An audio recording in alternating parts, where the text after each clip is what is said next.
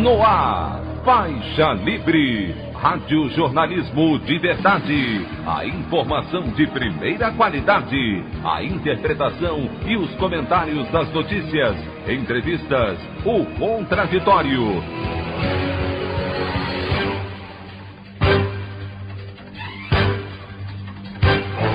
Tudo para aproximar você cada vez mais da realidade do Brasil e do mundo. Apresentação: Anderson Gomes. Agência Nacional de Energia Elétrica reajusta patamar de bandeira tarifária vermelha 2 em 52%, após pronunciamento em rede nacional do ministro de Minas e Energia, Bento Albuquerque, a respeito de crise energética. Após denúncias de corrupção, o governo federal suspende contrato para a aquisição de vacina indiana Covaxin. Oposição protocola hoje super pedido de impeachment contra o presidente Jair Bolsonaro, unindo cerca de 120 processos anteriores para ampliar pressão contra chefe do executivo. Essas e outras notícias na edição desta quarta-feira, 30 de junho do ano de 2021, do programa Faixa Livre.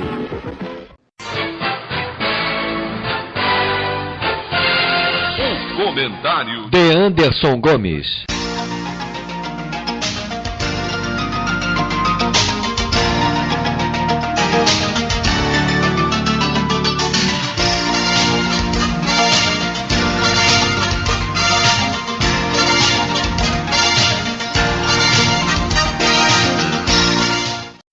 Bom dia, ouvintes. Como vocês sabem, alguns senadores que compõem a CPI da pandemia entraram com uma notícia-crime essa semana no Supremo Tribunal Federal a respeito do possível envolvimento do presidente Jair Bolsonaro naquele escândalo de corrupção apontado pelos irmãos Miranda na compra das vacinas Covaxin pelo Ministério da Saúde. A grande questão é que essa medida dos parlamentares, ao que tudo indica, ainda pode beneficiar o ex-capitão. É o que explica a jornalista Thaís Oyama em sua coluna no site UOL, que foi publicada ontem, a qual eu farei a leitura aqui para vocês. A jornalista diz o seguinte: senadores ingressaram ontem com uma notícia-crime no Supremo Tribunal Federal contra o presidente Jair Bolsonaro pelo crime de prevaricação. Poderiam ter endereçado o pedido diretamente à Procuradoria-Geral da República, para onde ele acabou sendo encaminhado de qualquer forma, mas preferiram dirigir-se primeiro à Suprema Corte com o objetivo de dar um calor em Augusto Aras. O chefe da PGR já demonstrou ser a prova de calor. Desde que foi nomeado por Jair Bolsonaro, seu nome ausente da tradicional lista tríplice elaborada pelo Ministério Público, Augusto Aras só fez o que o presidente quis. Agora, senadores da CPI da Covid, entre eles o vice-presidente da comissão, Randolfo Rodrigues, querem que Aras ofereça denúncia contra o ex-capitão pelo crime de prevaricação, quando um servidor demora a cumprir um dever de ofício ou deixa de cumpri-lo com o propósito de satisfazer interesse ou sentimento pessoal. Os parlamentares se referem à inação de Bolsonaro diante da apresentação feita por aliados de indícios de irregularidades no processo de compra da vacina indiana Covaxin. A ministra do STF, Rosa Weber, recebeu a notícia-crime e, como manda a lei, encaminhou o documento para Aras, que, a partir de agora, tem 3 opções. 1. Atende aos senadores e oferece denúncia contra o presidente. 2. Diz que precisa de mais informações e determina que a Polícia Federal prossiga nas investigações iniciadas pela CPI. Ou 3. Arquiva o pedido dos senadores. O histórico do PGR autoriza a certeza de que apenas a primeira alternativa pode ser descartada desde já. Como por lei, a decisão do PGR é irrecorrível, ou seja, tomou, está tomada e ninguém pode fazer nada para revertê-la, a notícia-crime dos senadores não deve ter qualquer consequência jurídica para Bolsonaro. Aras também pode negar o pedido dos senadores de intimação do presidente e da Polícia Federal em 48 horas para esclarecimentos adicionais. Mas se deve ser inócua na esfera criminal, a iniciativa dos senadores da CPI da Covid pode acabar beneficiando Bolsonaro no campo político, onde a maior ameaça é uma acusação de crime de responsabilidade que abra caminho para o impeachment. Isso porque, ao jogar o caso Covaxin para a esfera da justiça, a CPI dá o pretexto que faltava ao presidente da Câmara, Arthur Lira, para ignorar os próximos pedidos de impeachment que aterrissarão em sua mesa, a começar pelo superpedido que partidos de oposição prometem apresentar em conjunto amanhã. Embora não haja lei que impeça um presidente de responder por crime comum e de responsabilidade ao mesmo tempo, situação, aliás, vivida pelo ex-presidente Fernando Collor, é certo que Lira se sentirá bem mais à vontade para dizer que, estando o caso Covaxin na esfera criminal, não irá atropelar a justiça, iniciando um processo paralelo contra o presidente no Congresso. Enquanto isso, o deputado e demais próceres do Centrão poderão seguir praticando a especialidade que fez a notoriedade do bloco nas últimas décadas: sorver cada gota de sangue que escorre de um presidente em fase hemorrágica. Suas excelências sabem que, se dos mortos nada se tira, no caso dos fracos, o céu é o limite. A opinião do Faixa Livre. Bandeirantes, 1360. Estamos apresentando Faixa Livre. Voltamos a apresentar Faixa Livre. Estamos de volta, ouvintes, com o início da edição de hoje do programa Faixa Livre, que tem na sua produção a jornalista Celeste Sintra, auxiliada pela também jornalista Natália Moraes, tendo no comando do áudio o Francisco. Meu bom dia a todos. E meu bom dia também a você, que pode aqui participar nos enviando mensagens eletrônicas para o endereço ouvinte@programafaixalivre.com.br ou ainda registrando suas participações diretamente nas nossas redes sociais. No Facebook, nossa página é o Programa Faixa Livre. No Twitter e no Instagram, para deixar o seu recado, basta seguir os perfis @PGMFaixaLivre. Lembrando que as participações por telefone estão inviabilizadas, pois durante o período da pandemia do novo coronavírus, nosso programa está sendo gravado no dia anterior à sua veiculação. Pedimos desculpas aos nossos ouvintes que costumam interagir conosco desta forma, mas foi a maneira encontrada pela equipe do Faixa Livre para mantê-los informados sobre o que acontece no país e no mundo com essa nossa visão crítica e, ao mesmo tempo, preservando a saúde dos profissionais que levam o programa ao ar. O Faixa Livre pode ser acompanhado também pelo nosso aplicativo para celulares com sistema operacional Android. O nome do aplicativo é Programa Faixa Livre. Os ouvintes também têm acesso à transmissão pelo nosso site, o www.programafaixalivre.com.br, ou pela página da Associação de Engenheiros da Petrobras, a AEPET, uma das nossas entidades patrocinadoras, no www.aepet.org.br. Para quem perdeu alguma das edições ou quer ouvir novamente o Faixa Livre, os áudios das entrevistas e editoriais estão disponíveis no nosso podcast, nos aplicativos Spotify, Deezer e Castbox. E dando início às nossas entrevistas, eu cumprimento o desembargador do Tribunal de Justiça do Rio de Janeiro, cientista político e professor da Universidade do Estado do Rio de Janeiro, a UERJ, João Batista Damasceno. João Batista Damasceno, bom dia. Bom dia, Anderson. Bom dia, ouvintes do Faixa Livre. É um prazer muito grande estarmos aqui mais uma vez nessa interlocução. Damasceno, muito obrigado por você estar aqui conosco no Faixa Livre. Antes de tudo, eu quero te parabenizar por essa promoção ao cargo de desembargador no Tribunal de Justiça do Rio de Janeiro. Para nós é um grande orgulho contar com você aqui como comentarista do Faixa Livre. Muito nos alegra saber dessa merecida nomeação como desembargador no TJ. Parabéns mais uma vez, Damasceno. Poxa, Anderson, muito obrigado pela saudação, pelo cumprimento. Eu continuo sendo o que eu sempre fui. Eu sou juiz. Eu cheguei no mês passado ao Tribunal de Justiça para o cargo de desembargador, onde eu já atuava como juiz de direito substituto desembargador desde 2014. Chego por antiguidade, sem ter encurtado o caminho, sem ter feito nada para encurtar o meu caminho ao último degrau da carreira. Mas continuo sendo o que sempre fui.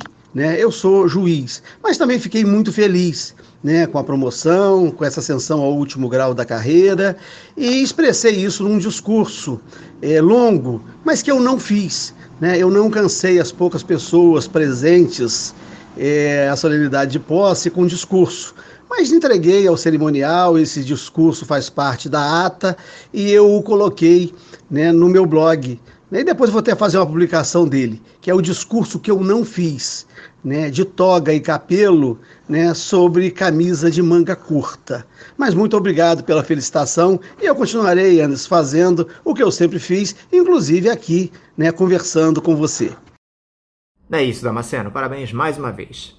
Agora, Damasceno, toda aquela sujeira que o presidente Jair Bolsonaro insistia em jogar para debaixo do tapete, dizendo que não havia corrupção no seu governo quando todos os fatos provavam o contrário, parece que ficou evidente com esse episódio da quase aquisição de 20 milhões de doses da vacina Covaxin do laboratório indiano Bharat Biotech, com suspeita de superfaturamento e pagamento adiantado a uma empresa localizada em Singapura e que é considerada como laranja nesse esquema.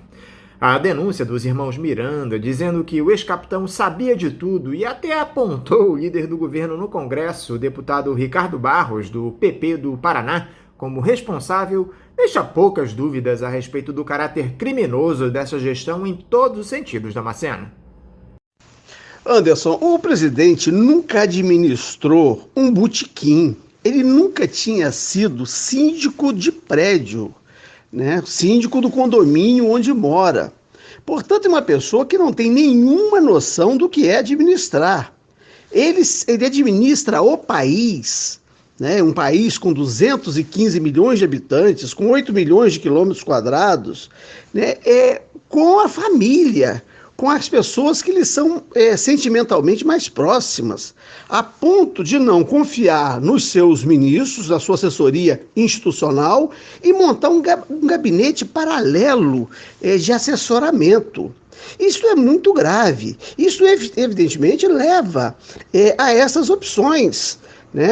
Essas pessoas mais próximas acabam fazendo opções, né, de acordo com os seus interesses e acabam transbordando nesse tipo de ocorrência que nós estamos presenciando aí, né? Então nós temos uma recusa em atender 101 e-mails de oferta de vacina a um preço bem acessível, a um preço baixo, né? A população brasileira já poderia estar toda vacinada porque fizeram a opção, né, por importar uma vacina que ainda não é reconhecida no Brasil a um preço estratosférico. Então é preciso agora saber o seguinte: quem efetivamente lucraria com isso, além daqueles que já estão apontados, e o quanto o presidente estava envolvido não só na opção política por esta ou aquela importação, mas nos próprios interesses envolvidos.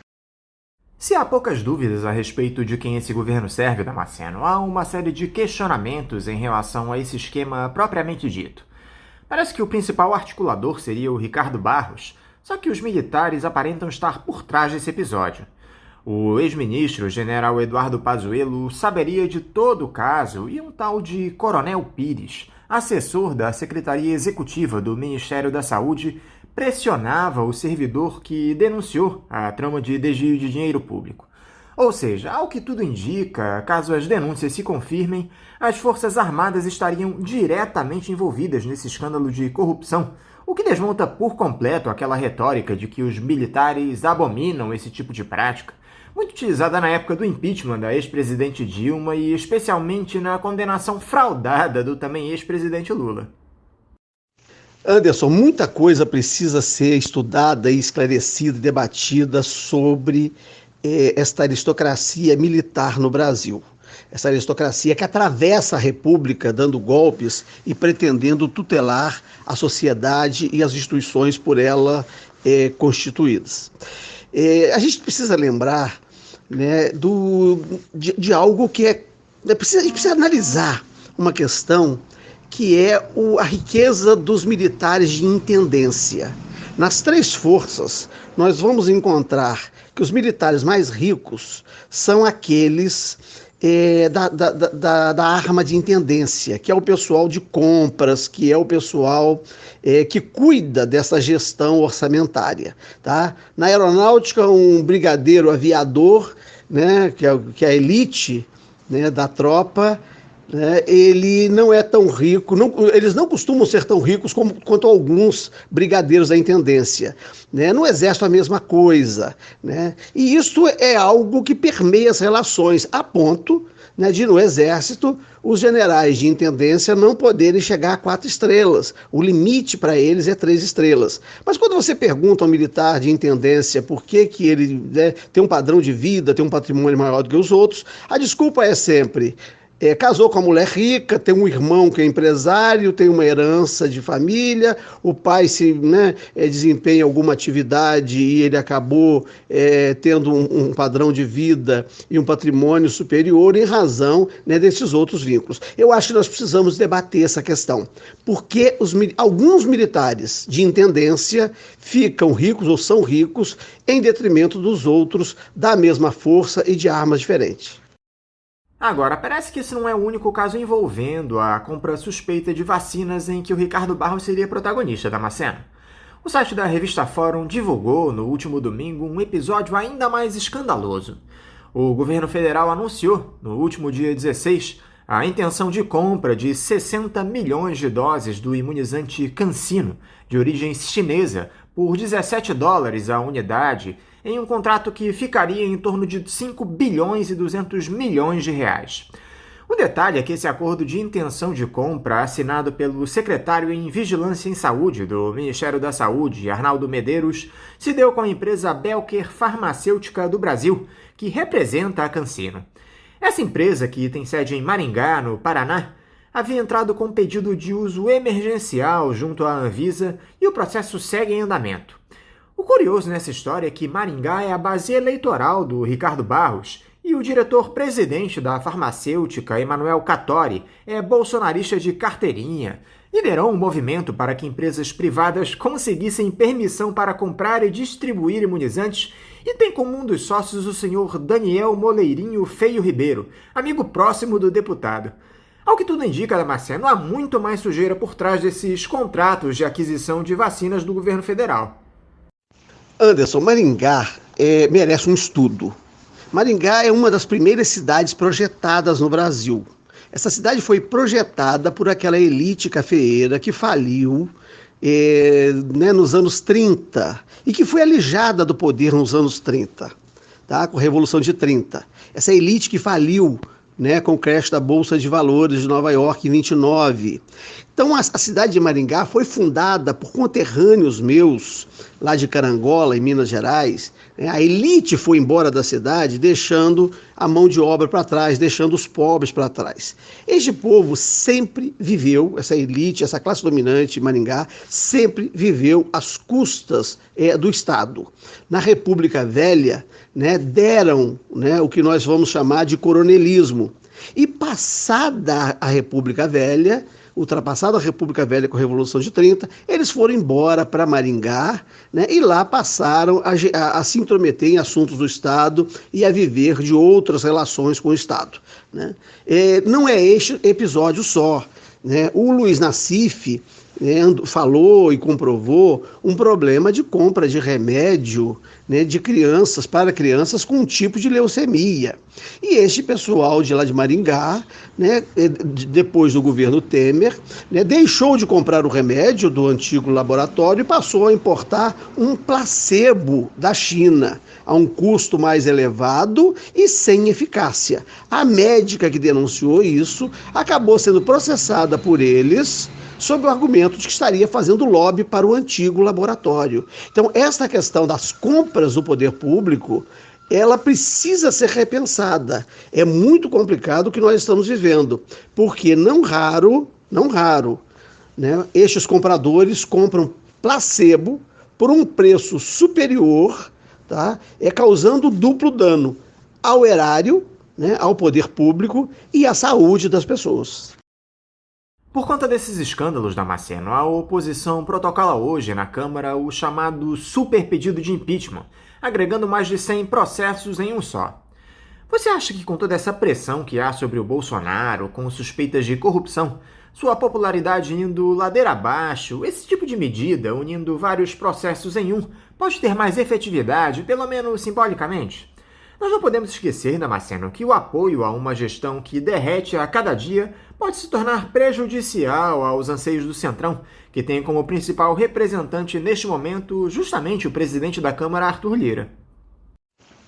Anderson, o Centrão, ele é a melhor expressão das relações políticas que se estabelecem no seio das instituições burocráticas do Estado.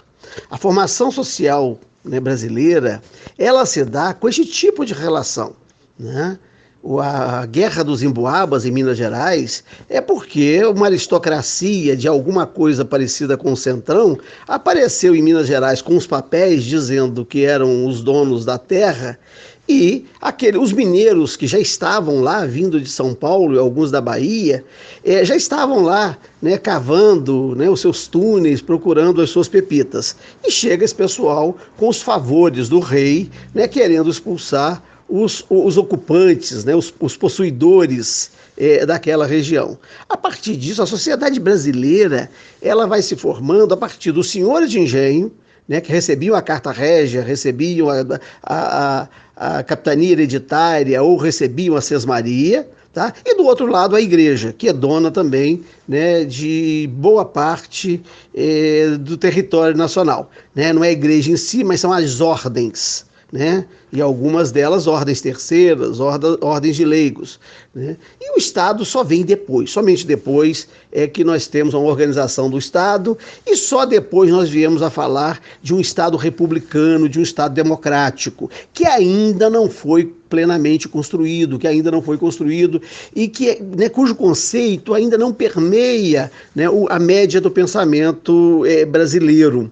Então o que nós temos, o Centrão, ele é a fina flor, né, da política nacional. Tem muita gente boa na política, né? Tem muita gente ideologicamente comprometida com os destinos da sociedade, gente ideologicamente comprometida à esquerda, ao centro e até à direita, tá? Mas ideologicamente comprometida. Mas o grosso é isso que a gente vai chamar de centrão. É o toma lá da cá, é o sujeito que quer o chinelinho franciscano, é o outro que disse, que é o maior exemplo, que era o Robertão, de que é dando que se recebe, né? Agora, o centrão, ele ajuda a carregar o caixão, mas ele gosta de festa e jamais será sepultado junto, né? Assim que, né, a casa cair, o Centrão já estará fora dela há muito tempo. Algo que tem sido discutido demais no país, Damasceno, é essa história de campanhas eleitorais antecipadas. O presidente Jair Bolsonaro, por exemplo, já está abertamente em busca de votos mirando sua reeleição em 2022, em especial nessas motociatas Brasil afora, onde inclusive há um show de desrespeito às medidas de segurança contra a Covid-19. No último final de semana, ele esteve em Chapecó, em Santa Catarina, em um novo evento. Qual é o limite desse tipo de ato, Damasceno? Essas motocicletas já podem ser interpretadas como campanha antecipada. Que tipo de punição caberia ao presidente neste caso? Olha, se é um prefeito de cidade de interior fazendo isso, o Ministério Público já teria representado contra ele e ele já estaria sujeito à inelegibilidade, tá? Se fosse um vereador de interior, ele já estaria sujeito a isso. Se fosse um prefeito de interior, já estaria sujeito a isso. Mas eu acho que está acontecendo aí uma certa complacência com esse tipo de abuso, né? Tanto da campanha eleitoral, quanto dessa questão das normas sanitárias, né? Este ato de retirar a máscara da criança denota não só uma postura indevida, né, do presidente da República, como também do pai da criança, né, dos pais da criança. O que os pais dessa criança estavam levando essa criança para a aglomeração? E por que, né, ainda que não tivesse levado, estava apenas passando lá na hora, né, quando tem uma ocorrência dessa, por que os pais dessa criança não intervêm para proteger a criança? Então você vê que a infância nem sempre está protegida no âmbito familiar. Aliás, a maioria dos abusos ocorrem com crianças é no seio da família mesmo, né? Então o que temos aí é um conjunto de abusos e uma naturalização, né, de que se pode abusar, né? Mas é preciso, Anderson, colocar essas questões em pauta, né? Mostrar, né, que o rei está nu, por mais que muita gente ainda diga que as vestes, né, dele são vestes adequadas e bonitas. Eu não tenho a menor dúvida, Anderson, de que essas motociatas caracterizam campanha eleitoral antecipada e que podem ensejar a inelegibilidade do presidente. Mas para isso é preciso que se faça uma representação à Justiça Eleitoral. Eu creio que qualquer cidadão pode fazê-lo. E, né, a esperança é que a Justiça Eleitoral se pronuncie imediatamente, né, vedando este tipo de prática, né, vedando essas campanhas eleitorais antecipadas e que advirta, né, quem o está fazendo de que poderá ficar inelegível se mantiver a conduta. Aliás, Damasceno, o Jair Bolsonaro segue naquela sua trajetória de negação à pandemia, só que o presidente tomou umas atitudes na última semana que eu julgo criminosas. Em um evento no Rio Grande do Norte, ele abaixou a máscara de uma criança que estava em seu colo e orientou outra a tirar a dela. É um negócio tão absurdo, Damasceno, que fica até difícil de comentar. O pessoal até apresentou uma notícia-crime contra o presidente ao Supremo Tribunal Federal por conta dessa atitude. Você acha que o Bolsonaro pode ser enquadrado por essa medida, Damasceno? Anderson, essa postura negacionista do presidente, ela é temerária. Ela é uma lástima, aliás. Agora, ela encontra correspondência num setor da sociedade que pensa como ele. E já há estudos mostrando que os municípios onde o presidente Jair Bolsonaro foi mais votado têm um índice maior de contaminação e de mortes. O município no Rio Grande do Sul que teve o maior percentual de votos para o presidente Jair Bolsonaro é também o município que tem o maior número de mortos proporcional à sua população. Portanto, há uma correspondência entre o negacionismo, a contaminação e as mortes. O presidente presta um desserviço, né, à nação brasileira, ao povo brasileiro, quando ao invés de ajudar a informar, ele difunde a desinformação. E ele encontra pessoas crédulas, né, que confiam nas suas informações, que confiam em fake news e que acabam trazendo dano, né, para elas próprias e para as suas famílias. Então o presidente, ele aproveita da crendice, da ignorância, né, ignorância aí no sentido do desconhecimento e até mesmo da burrice de algumas pessoas. E aí, né, tal como fazia Nelson Rodrigues, é preciso distinguir ignorância de burrice, né? A ignorância é ignorar, é não saber, e todos somos ignorantes, né, em relação à maioria das coisas, né? Mas ninguém precisa insistir em continuar ignorando, em continuar ignorante, né? Porque aí é que transpõe o limite da ignorância para o lado da burrice. Então o que acaba acontecendo é que o presidente ele difunde más informações, difunde um tipo de comportamento e encontra um campo fértil, né, nesse setor, né, que pensa como ele. Eu tenho dúvida se o presidente pode responder por processo comum enquanto está, né, se pode receber uma denúncia. Se é processado, não pode, né? O processo fica suspenso até o fim do mandato. Mas ele poderia ser denunciado por crime comum durante o seu mandato. Claro que ele pode responder por crime de responsabilidade, né, definido lá na Lei 1079, e ser levado ao impeachment, assim como pode, no Tribunal Penal Internacional, responder por crime contra a humanidade, né? E eu acho que está caracterizado, algumas condutas do presidente caracterizam crime contra a humanidade, assim como pode responder por genocídio. O que o presidente faz com as populações indígenas, né, não tem outro nome na ordem jurídica que não genocídio. O presidente pode vir a responder por genocídio, né, no Tribunal Penal Internacional. Eu acho que essas serão as medidas, levar o presidente ao Tribunal Penal Internacional na impossibilidade, né, de que ele possa responder por crime comum, né, perante a justiça brasileira.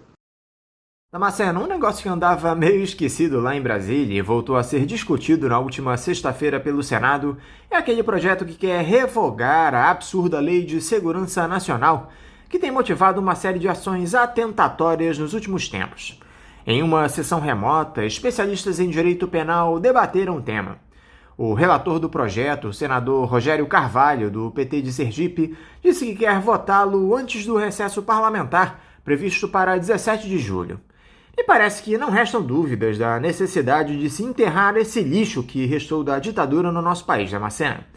Você acha que há algum risco dessa Lei de Segurança Nacional não ser revogada pelo Congresso? Anderson, é pouco provável que este Congresso, né, com a composição atual, vá revogar essa Lei de Segurança Nacional. É claro que essa lei precisa ser revogada, né? Essa lei é incompatível com a Constituição de 1988. Essa lei foi editada, né, pelo general presidente João Batista de Oliveira Figueiredo, né, aí o último general da ditadura empresarial militar, e esta lei é incompatível com a Constituição de 88, ela é incompatível com a democracia. Mas muito mais do que revogar essa lei, nós precisamos relembrar do entulho autoritário que foi mantido, né, em vigência com a redemocratização e mesmo a Constituição de 88. A própria existência da justiça militar em tempo de paz, para processar, inclusive civis, né, militares por crimes militares próprios e civis, né, a sociedade brasileira, por crimes que não são crimes militares próprios, ou por civis, né, em auxílio a militares que tenham cometido o crime, é algo inimaginável numa democracia. É uma excrescência. A justiça militar em tempo de paz é uma excrescência jurídica. Isso é inimaginável. E teve a sua competência ampliada, né, no governo Temer. Ela não só não teve redução da sua extinção ou redução da sua competência, como teve ampliação da sua competência para julgar membros da sociedade civil, para julgar os cidadãos, né, no governo Temer, né? E aí é neste contexto que nós vamos encontrar a Lei de Segurança Nacional, que coloca civis sujeitos, né, a julgamentos perante uma justiça militar, né, no momento deste de protagonismo de certos militares, né, nessa quadra, neste momento da nossa vida política nacional. Então nós temos que discutir esse aparato repressivo, esse entulho autoritário, né, que foi mantido intacto com a redemocratização. Então eu acho que eu começaria o seguinte: além da revogação da Lei de Segurança Nacional, nós precisamos remover, né, as demais expressões da ditadura empresarial militar, esse entulho autoritário, a começar pela ditadura, pela justiça militar, né? É inimaginável, né, que nós tenhamos numa democracia civis sendo julgados por tribunais militares. A grande questão, Damasceno, é que o bolsonarismo se arvora por todos os lados para colocar em prática seu projeto autoritário. O governo federal publicou recentemente um decreto que entra em vigor amanhã, transformando em postos militares diversos cargos em tribunais, ministérios, autarquias, estatais e outras áreas do governo. Também modifica o Estatuto dos Militares para que integrantes das Forças Armadas não sejam obrigados a passar para a reserva depois de 2 anos ocupando o cargo considerado civil. Entre os organismos afetados pela mudança estão o Supremo Tribunal Federal e tribunais superiores, o Ministério da Defesa, a Advocacia Geral da União, o Ministério de Minas e Energias e diversas empresas que prestam serviços às 3 forças. Já há mais de 6 mil militares em cargos do Executivo, Damasceno, o que tem sido alvo de uma série de críticas por parte da sociedade civil, já que o Bolsonaro vem acomodando perigosamente oficiais no governo para contar com o apoio das Forças Armadas na tentativa de um golpe, caso sua reeleição não seja concretizada. Como é que você observa esse decreto, Damasceno? É algo que de fato preocupa? Anderson, o meu temor não é por um golpe, como foi o golpe empresarial militar de 1964, ou as demais intervenções militares, as quase 20 intervenções militares que ocorreram ao longo da República, com exceção da intervenção do Marechal Lott, em 10 de novembro de 1955, para garantir a legalidade. Com exceção desta, todas as outras foram intervenções espúrias, né? Então, mas não é esse tipo, né, de intervenção que eu temo.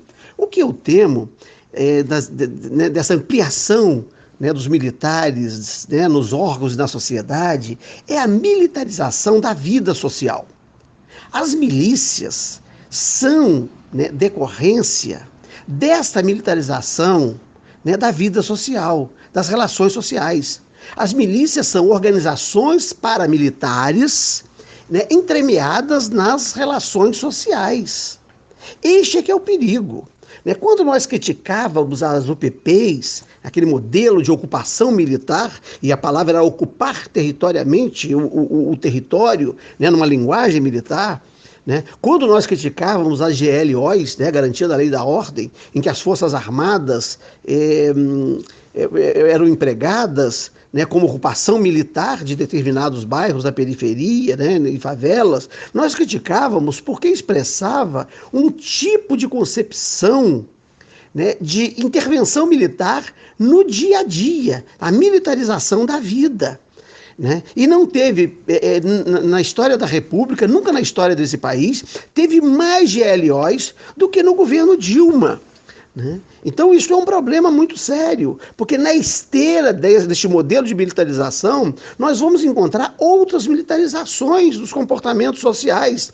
As escolas cívico-militares é um exemplo dessa ampliação da ideia de militarização da vida. A escola cívico-militar, ela não educa, ela adestra, e adestrar é diferente de educar, né? Como pensava Paulo Freire, Darcy Ribeiro e Anísio Teixeira. Educar é preparar para a vida. Adestrar é treinar para um determinado comportamento. E a escola cívico-militar, ela adestra os que são adestráveis e exclui, né, aqueles que não são adestráveis, aqueles que não prestam para determinada finalidade. Este é o problema dessa militarização, dessa ampliação do modo de pensar militar, né, para as instituições da sociedade civil, né, para as instituições civis do Estado. E, paralelamente a esta ampliação da participação dos militares nos órgãos do Estado, há uma tentativa de desqualificação do serviço público civil, né? Hoje tramita, né, um projeto para tirar as garantias dos servidores públicos. E o servidor público, para bem servir, ele precisa, né, de garantias. Né? Veja o exemplo deste servidor, né, concursado, permanente, né, efetivo, né, que se recusou a assinar, né, os contratos da vacina. Se fosse um ocupante de cargo comissionado ou um militar colocado à disposição de uma instituição civil, ele certamente assinaria para não perder o seu posto. E isto que está acontecendo pode gerar um próprio descontentamento dentro das Forças Armadas, porque o militar, quando se afasta da sua atividade militar, ele não conta tempo para suas promoções. E neste caso aí, né, considerando que os cargos civis, né, são atividade militar, ele estará contando prazo. E nós poderemos encontrar um certo apadrinhamento, né, no próprio processo de promoção, né, e de produção da carreira militar. Para encerrar, Damasceno, eu gostaria que você comentasse um caso onde parece que finalmente a justiça foi feita. O ministro do Supremo, Edson Fachin, determinou o encerramento de uma ação penal contra o desembargador Ciro Darlan, do Tribunal de Justiça do Rio de Janeiro. Em setembro do ano passado, o Superior Tribunal de Justiça, o STJ, transformou o desembargador em réu por corrupção passiva e o afastou do cargo, após o ex-controlador-geral da Câmara Municipal de Resende, Christian Guimarães Viana, ter dito em delação premiada que o desembargador aceitou propina de R$50 mil em troca de uma decisão judicial. A defesa de Darlan recorreu ao Supremo Tribunal Federal sob o argumento de que a ação é nula porque foi contaminada com provas ilegais. Esse era um daqueles casos que até Deus duvida tamanhas as arbitrariedades que estavam colocadas na Macena. Anderson, eu não comento processo sujeito a julgamento, né? Eu não posso fazê-lo. Mas posso me informar sobre os processos. Então, eu não me manifestei sobre esse processo antes, mas procurei saber o que continha nele. Mas já que o ministro Fachin já julgou, então eu posso expressar a minha opinião. É de abismar, né, essa ocorrência. O que temos ali, né, é um disse-me-disse. Um preso fez uma delação premiada, dizendo que ouviu outros 2 presos conversando de que um quarto teria pago para obter uma decisão. Então não é nem o próprio que fazia parte, né? Ele não fazia parte da conversa. E não foram os 2 que estavam conversando, não eram os que tinham supostamente se beneficiado de alguma falcatrua. Eles falavam de um quarto. Então, uma pessoa ouve a conversa de terceiros, né, referente a outras pessoas, e o Ministério Público aceita isso como delação premiada para prejudicar uma pessoa. Aliás, essa é uma outra instituição que nós precisamos colocar em debate. Né? A ordem constitucional, a Constituição de 88, ela pensava o Ministério Público como controle dos demais poderes, não como um superpoder não controlado por nenhum dos outros. E o que nós estamos tendo é isso. O Ministério Público virou um monstro, né, capaz de morder, né, os seus próprios donos. O Ministério Público se transformou numa máquina capaz de pisotear o seu próprio criador. É uma criatura que ganhou vida própria e que não tem controle. É algo de abismar o que está acontecendo no presente momento, né? A República, e não é República, né? O Principado de Curitiba, com Delanhol e os seus outros colegas procuradores, nos dá a dimensão do que esse pessoal é capaz. Na semana passada, um procurador de justiça aqui do Rio de Janeiro, né, fez uma declaração na mídia confundindo os defensores públicos com aqueles que eles defendem. Ou seja, não se pode mais ter o direito de defesa. E os defensores públicos sendo atacados. Então nós precisamos defender o direito de defesa neste momento. Então o que aconteceu neste processo de Barrador Ciro Darlan é algo para ficar na história do que não pode acontecer e do quanto nós precisamos pensar na redução de poderes do Ministério Público e de controle do Ministério Público. O Ministério Público não pode sair por aí oferecendo delação premiada, né, a quem ele quer e oferecendo o prêmio que ele acha que pode conceder. Então nós temos lá 10 pessoas cometendo crime. Por que ele faz, aceita a delação do primeiro e não aceita dos outros 9?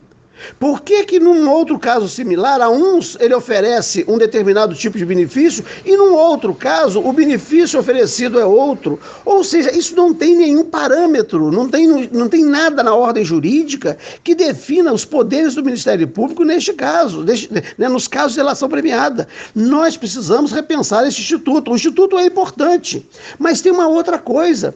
A delação não vale como prova. Ela pode ser meio de obter a prova. O delator, ele não é sequer testemunha, porque a testemunha é obrigada a falar a verdade, ela é compromissada a falar a verdade sob pena de ser processada. O delator, por ser interessado, por ser parte, por estar querendo livrar a sua cabeça, ele não pode ser compromissado, não pode ser imposto a ele o compromisso de dizer a verdade. Portanto, ele é um mero informante. E se o que ele informa não ficar comprovado, não vale nada. Então nós temos que ter muito pé atrás, né, com a delação premiada e com o papel do delator, porque é uma pessoa que está buscando livrar a própria cabeça e é capaz de inventar histórias sobre a própria mãe, né? Então eu acho que nós precisamos repensar esse instituto e repensar esse aparato repressivo, né, que está ganhando força, que este sim, né, pode expressar uma efetiva ditadura, né, dos órgãos repressivos, tá, vigente, vigente, em plena democracia. João Batista Damasceno, mais uma vez, muito obrigado por você estar aqui novamente conosco no Faixa Livre. Eu quero te desejar um ótimo dia de trabalho e deixar aqui também o meu abraço. Anderson, um prazer muito grande essa interlocução contigo. Um abraço para você, para a Celeste, aí da equipe de produção, da equipe técnica e para todos os ouvintes do programa Faixa Livre. Conversamos aqui com o desembargador do Tribunal de Justiça do Rio de Janeiro, cientista político e professor da Universidade do Estado do Rio de Janeiro, a UERJ, João Batista Damasceno. Como vocês, ouvintes, sabem, o Faixa Livre tem passado por um processo de transição nos últimos tempos, que provocou algumas mudanças e também adaptações às novas tecnologias. Uma delas é justamente a adoção de uma chave Pix, essa nova modalidade de transferência de valores para os ouvintes que desejam contribuir com qualquer quantia para a manutenção do programa. Portanto, para você que já aderiu a essa nova tecnologia, a chave Pix da conta do Faixa Livre é o nosso e-mail, ouvinte@programafaixalivre.com.br. Repetindo, a nossa chave Pix é ouvinte@programafaixalivre.com.br. Para você que faz transferências da maneira tradicional, a nossa conta em nome da Associação de Funcionários do BNDES, a AFBNDES, no Banco Itaú, agência 1964, conta corrente de número 03004, dígito 1. Repetindo, a agência do Banco Itaú, 1964, conta corrente 03004, dígito 1. O CNPJ da AFBNDES para a realização de depósitos de quem não é cliente do referido banco é o 33984-550-0001-41. Repetindo, o CNPJ da AFBNDES é o 33984-550-0001-41. Lembrando que todos os recursos depositados nessa conta são destinados exclusivamente ao financiamento dos custos do Faixa Livre. Para quem não conseguir anotar as informações referentes à conta, elas estarão disponíveis no nosso site, o www.programafaixalivre.com.br, e nas nossas redes sociais, no Facebook, Twitter e Instagram. Então, repetindo mais uma vez, a nossa chave Pix é ouvinte@programafaixalivre.com.br e a conta corrente da AFBNDES do Banco Itaú, agência 1964, conta de número 03004, dígito 1. Vamos agora ao nosso primeiro intervalo. Voltaremos já já. Voltamos a apresentar Faixa Livre. Já voltamos, ouvintes, e agora eu saúdo o professor de Economia da Universidade Federal do Rio de Janeiro, a UFRJ, e pesquisador do Instituto de Estudos Estratégicos de Petróleo, Gás Natural e Biocombustíveis, Eduardo Dutra, o INEP, da Federação Única dos Petroleiros, a FUP, Eduardo Pinto. Eduardo Pinto, bom dia. Bom dia, Anderson. Bom dia, ouvintes do programa Faixa Livre. Novamente, é um prazer estar aqui com vocês, discutindo essa conjuntura complicadíssima do Brasil. Eduardo, muito obrigado por você mais uma vez conversar aqui conosco no Faixa Livre. Eduardo, o processo de derretimento do Jair Bolsonaro no nosso país se dá a olhos vistos. O presidente tem perdido a base eleitoral que o elegeu lá em 2018. De acordo com o IPEC, 1/3 dos que depositaram seu voto no ex-capitão já disseram que não o repetirão no ano que vem. Muito graças não só a esse genocídio que está colocado diante da pandemia, mas também à desconstrução da imagem de que essa seria uma gestão voltada ao combate à corrupção. Se já havia provas suficientes em uma série de episódios anteriores, esse caso da compra da vacina Covaxin com suspeita de superfaturamento e pagamento a uma empresa laranja, algo que era de conhecimento do ex-capitão, é a pá de cal sobre essa retórica dos apoiadores do presidente. Você vê capacidade, Eduardo, desse escândalo por fim ao governo Bolsonaro? Anderson, você levantou um ponto, eu acho que é evidente que o que a gente está observando agora com uma CPI do Senado, e especificamente com o caso da vacina Covaxin indiana, elementos que quebram, em certa medida, uma certa áurea que uma parte ainda dos apoiadores do Bolsonaro tinham com a ideia de que ele não era corrupto.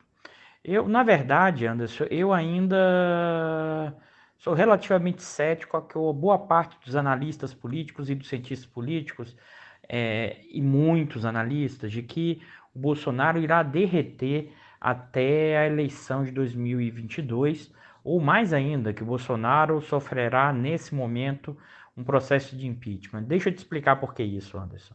É evidente que a popularidade de Bolsonaro vem decrescendo de forma expressiva, tá? Mas ele ainda mantém um patamar alto para o que foi feito nos últimos tempos. O não combate à pandemia do Covid-19, as 500 mil mortes, a retirada do auxílio emergencial e a redução do auxílio emergencial, o baixo crescimento econômico e a recuperação recente, o desemprego muito alto, e mais ainda, como resultado dessa política econômica, em certa medida, uma deterioração social. Mas observe, mesmo nessa última pesquisa do IPEC, o antigo IBOP, o Bolsonaro ainda tem aprovação do governo cerca de 23%, e ele ainda permanece como um candidato viável eleitoralmente. É o segundo colocado nas pesquisas. Por que eu estou falando isso? Primeiro, porque a gente tem ainda o cenário, muita coisa ainda pode acontecer até 2022. Ponto 2. Né? Além de tudo, acho que sim, o Bolsonaro irá ampliar medidas de política eleitoreira com modificações no imposto de renda ou modificações de aumento de auxílio emergencial. E por que eu estou dizendo eleitoreira? São medidas importantes, são, mas mais do que nesse momento a equipe econômica esteja tentando reconfigurar perfil tributário ou transferência de renda, está muito mais focado na eleição. E aí eu acho que as pessoas às vezes estão transformando os desejos para a queda do Bolsonaro muito mais do que uma análise. E por que eu estou querendo reforçar isso, Anderson? Porque acho que ainda não há sinais claros para o impeachment do Bolsonaro. E por quê? Tá? Porque uma parte expressiva dos setores dominantes, ou seja, uma parte expressiva da burguesia brasileira, ainda apoia o governo Bolsonaro. E apoia por quê? Porque parte expressiva continua lucrando muito. Só para você ter ideia, né, a burguesia agropecuária, e aí não estou falando aqui o agronegócio não, só a agropecuária, né, se a gente pega as 40 maiores empresas que disponibilizaram dados, em 2020 a taxa de lucro da agropecuária foi de 20%. Né? Foi maior do que as taxas de lucro dos grandes bancos, que foi de 13,5%. É evidente que isso é fruto de um aumento dos preços das commodities internacionais, mas isso também está alinhado com a redução dos custos trabalhistas, com vários outros custos e incentivos que o governo Bolsonaro vem dando. Então, acho que ainda... E aí você poderia me perguntar, Eduardo, mas não tem então uma parte da burguesia que está contrária ao Bolsonaro? Tem uma parte, mas acredito que é minoria, e uma parte está concentrada na Globo, em alguns meios de comunicação, no Banco Itaú, que em certa medida os donos do Banco Itaú, que é a família Moreira Salles, que expressam a partir, por exemplo, dos editoriais da revista Piauí e de outros que têm um certo descontentamento, mas observem, eu acho que há muito mais... A caixa de ressonância dos meios de comunicação me parece maior do que a burguesia brasileira hoje recusa o Bolsonaro. Então eu acho que é importante, e mais ainda, porque essa burguesia hoje não tem uma alternativa eleitoral. Né? Eu acho que é nesse sentido que acho que parte dessa burguesia permanece com Bolsonaro, e tem uma outra dimensão que é fundamental, que é ideológica. 20% da população brasileira acredita no que o Bolsonaro fala. Isso sai nas pesquisas da Datafolha, independente de qualquer coisa, né? Tem uma disputa fortemente no campo dos aparelhos privados hegemônicos, ideológicos, das redes sociais, do Zap, e isso sim, o Bolsonaro ainda consegue permanecer com uma popularidade forte para os padrões atuais de combate à pandemia, para a crise econômica nesse momento. Então, assim, eu acho que, na minha visão, o governo Bolsonaro tende hoje a chegar até o final. Mas evidentemente que política é uma coisa dinâmica, mas eu acho que para que aconteça o impeachment, tem que necessariamente haver uma unidade no bloco do poder do capitalismo brasileiro, ou seja, tem que haver uma unidade, tá, do andar de cima para retirar o Bolsonaro. E acho que hoje isso, nesse momento, não é visível e não há sinais que isso vai acontecer no curto prazo. Ainda mais que você não tem uma terceira via, uma terceira alternativa. E esse deputado Ricardo Barros, Eduardo, que há muito tempo vem envolvido em diversos episódios questionáveis, desde a gestão Temer, quando ele ocupou o Ministério da Saúde. É um sujeito com ligações notadamente suspeitas. Agora parece que se descobriu uma outra negociação para a compra de vacinas com um amigo do parlamentar em Maringá, envolvendo cifras na casa dos 5 bilhões de reais. Anderson, o deputado Ricardo Barros, sim, como você mesmo já levantou, tem elementos aí questionáveis, ainda durante o governo Temer no Ministério da Saúde. Mais do que eu queria chamar a atenção o seguinte, mais do que especificamente a figura do Ricardo Barros, ele é o deputado que expressa em certa medida e as suas relações, como hoje se configura as relações entre Estado e mercado. E aí alguém pode estar, me explica isso direito, Eduardo. Que é o seguinte, a relação entre o público e o privado do capitalismo brasileiro hoje é marcado pela lógica da rachadinha. Que história é essa pela lógica da rachadinha? Como você desestruturou a relação entre o público e o privado do capitalismo, sobretudo ali na dinâmica da Lava Jato, tá? Eduardo, você está dizendo que não tinha corrupção? Não, não é isso que eu estou dizendo. Estou dizendo que a lógica como se operava o público e o privado do capitalismo, as relações, elas foram desestruturadas. E nada foi colocado no lugar. Na verdade, nada não, porque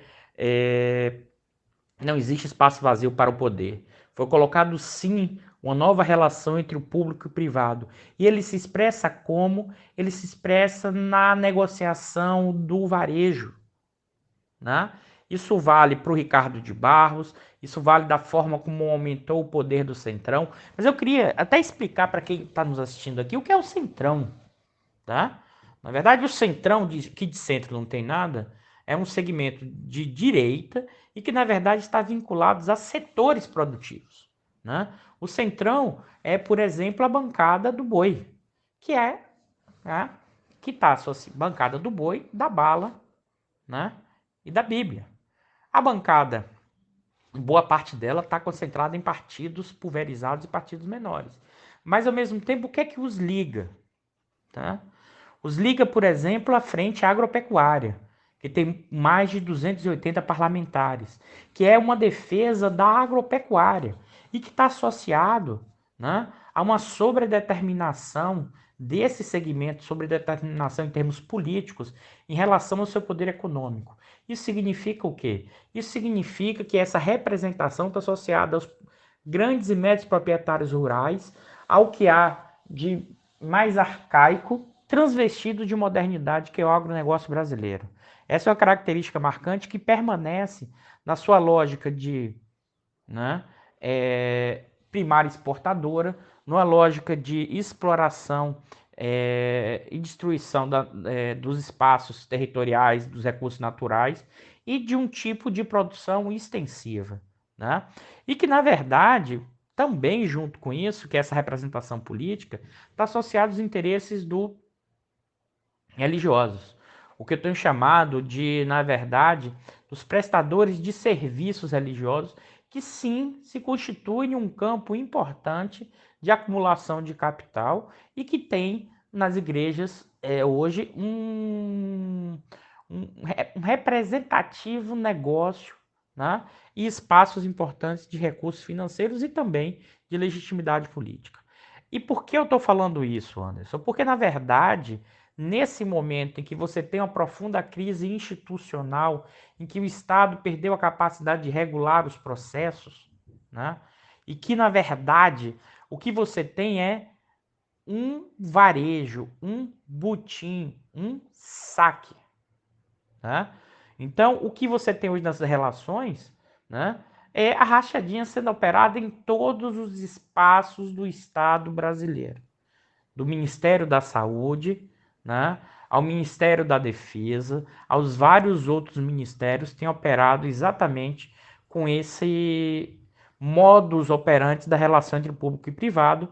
O Centrão expressa isso, mas é mais do que o Centrão. Porque senão as pessoas têm dificuldade enorme de entender isso.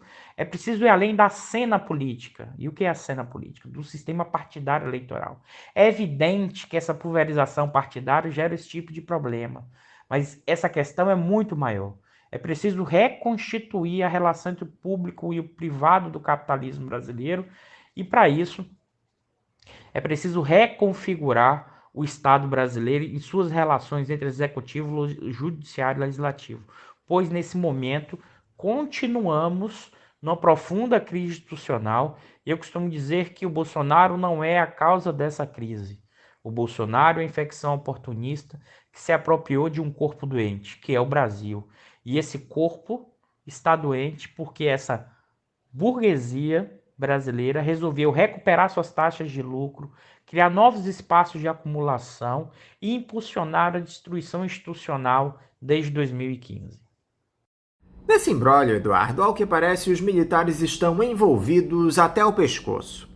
Essa denúncia de que um tal de Coronel Pires teria feito pressão sobre o servidor responsável por assinar a autorização para a aquisição das vacinas, o próprio general Pazuello teria conhecimento do esquema justamente no momento em que o Bolsonaro assina um decreto para transformar uma série de cargos na administração pública em postos militares, também modificando o Estatuto dos Militares para que integrantes das Forças Armadas não sejam obrigados a passar para a reserva depois de 2 anos ocupando cargos considerados civis. O bolsonarismo segue no processo de cooptação dos oficiais. Onde é que isso vai dar, Eduardo? Pois é, Anderson, onde é que isso vai parar? É evidente que uma parte expressiva dos militares são o governo Bolsonaro e o Bolsonaro faz parte do governo militar. Alguns pesquisadores, aí desde do Coronel Marcelo, ou também a Ana Pinido, ou também o Piero Leiner, tem chamado o que a gente está vivendo das Forças Armadas do Partido Militar. Né? Mas assim, a minha questão, mais do que entrar na discussão de definição, é que o Bolsonaro, ao mesmo tempo, é um instrumento dos militares, né? Mas também o Bolsonaro é um elemento que reconfigura a questão militar. Aqui eu já disse aqui, vou repetir, em boa parte da cabeça dos militares há muito mais uma diferença de forma do que de conteúdo no que respeito ao Bolsonaro. Uma boa parte deles acredita em marxismo cultural, acho que estão combatendo a questão da esquerda. O Vilas Boas, em várias entrevistas, deixou isso claro em 2017 e 2018, dizendo que o problema do país é que a esquerda voltou ao poder, e ele junto aí a esquerda do neoliberalismo do FHC ao governo do PT, né? E que a ONU, a bilionários internacionais, mas a questão maior que se coloca é o seguinte: evidentemente que, né, o Bolsonaro tem cada vez mais dado benesses, né, aos militares. E as benesses são enormes. Por exemplo, mesmo com o teto de gasto, se aumentou, né, os gastos em investimento, os gastos correntes do Ministério da Defesa, né, que permitiu compras de equipamentos. Além disso, você teve uma reconfiguração da carreira com aumento de salários no topo. E também, tá, benesses na reforma da Previdência, e mais de 6 mil militares estão impostos em cargos de confiança do governo no executivo, mesmo militares da ativa. Evidentemente, o evento que a gente viu na questão da não punição do Pazuello e a capacidade de interferência do Bolsonaro no alto comando, é importante ressaltar aqui, sabe, Anderson, porque se discutiu muito que teria uma ala racional versus uma ala ideológica no governo Bolsonaro e que os militares seriam a ala racional. Isso é uma completa furada, é um conceito fragilizado que os jornalistas apresentaram, que na verdade o que existe sim, né, é uma imbricação, conexões do Bolsonaro com os militares, e nesse momento os militares utilizam o argumento de defesa da pátria, da nação, mas estão cada vez mais obtendo os benefícios corporativos. E não acho que eles irão desembarcar do Bolsonaro, não. Como diz aí o professor Chico Teixeira, que já teve recentemente no programa Faixa Livre, né? Sim, acho que tem uma certa insatisfação, inquietação, mas acho que isso é minoria ainda nas Forças Armadas e acho sim que os militares permanecerão, os quartéis permanecerão com o Bolsonaro porque as benesses são enormes. Então, assim, onde a gente vai parar, Anderson? Realmente continuamos no nosso 18 Brumário Tupiniquim, ainda sem enxergar horizontes possíveis de saídas no curto prazo. Tá?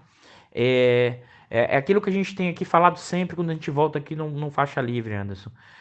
Nós vivemos um momento de profunda crise econômica, social, nesse momento pandêmica e institucional. Eu queria reforçar isso.